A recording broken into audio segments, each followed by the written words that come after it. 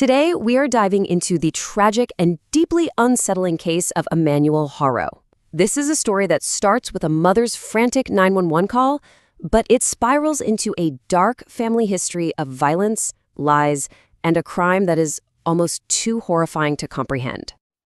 You know, it's every parent's single worst nightmare. Your child just taken in a flash by some faceless monster. But this case forces us to ask a question that is somehow even more terrifying.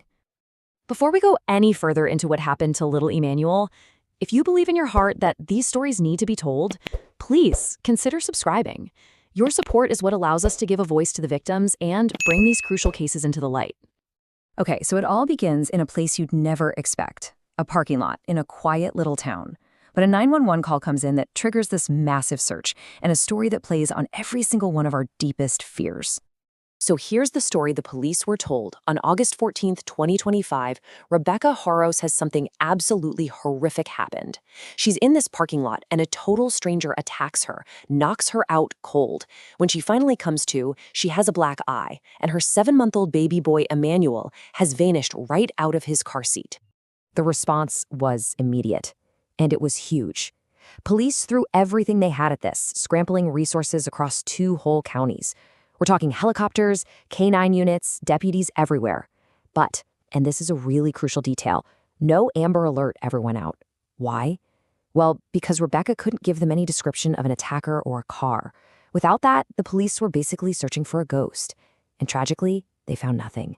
Not a single trace of Emmanuel. It didn't take long for the entire focus of this investigation to start shifting.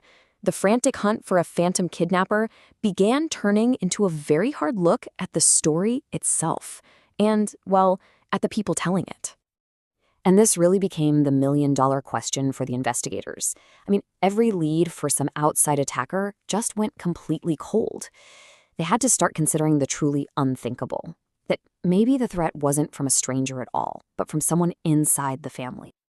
The very first major crack in Rebecca's story came from that black eye. She swore up and down that the stranger gave it to her during the attack on August 14th. The problem?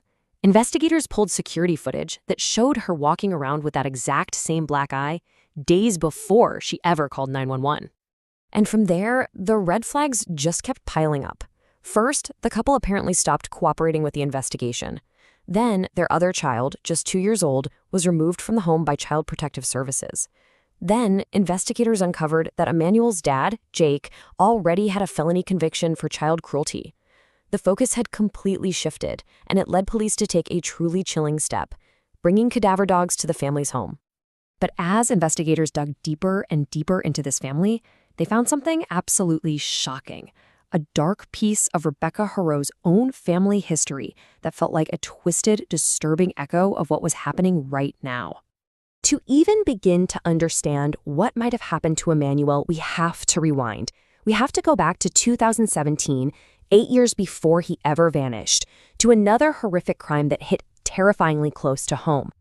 This is Rebecca Haro's brother, James Beushausen. He is currently serving a sentence of 50 years to life for murdering his girlfriend Jalen Keith. And what was his story back then?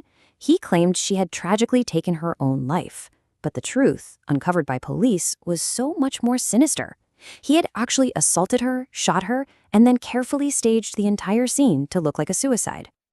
Just look at these parallels. They are absolutely bone-chilling. You have a brother who stages a suicide to cover up a murder. Then, 8 years later, his sister is accused of staging a kidnapping to cover up what happened to her own son. In both cases, you see this alleged pattern, a terrible crime followed by an elaborate lie to throw everyone off the trail. It's just unbelievable. With that dark family history hanging over everything and the evidence against them mounting, the investigation reached its inevitable and heartbreaking conclusion. On August 22nd, exactly 1 week to the day after they called 911 to report him missing, Rebecca and Jake Haro were arrested and charged with the murder of their son, Emmanuel. The search for a kidnapper was officially over. Now, of course, there is another side to the story. The couple's defense attorney made it clear that Jake's prior conviction didn't automatically make him a murderer. He said, "One crime doesn't mean you've committed every other crime." especially against your own child. He argued that their strange behavior was just the result of grief and incredible stress.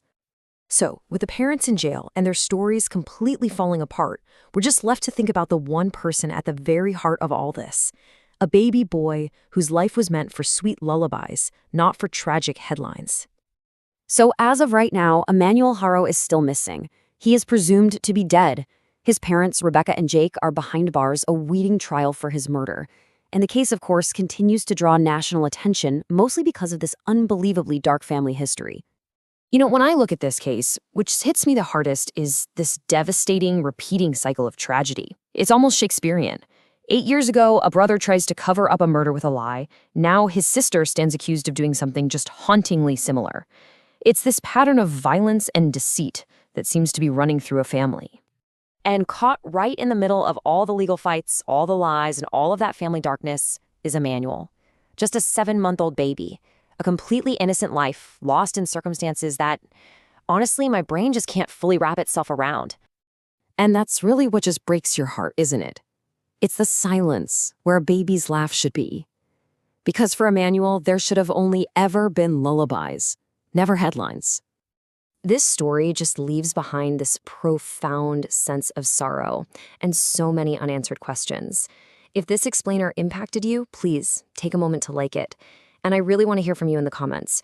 What part of this case is going to stay with you? We do read all of them.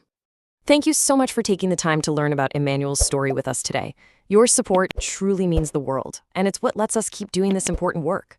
We hope we'll see you again. Please, take care.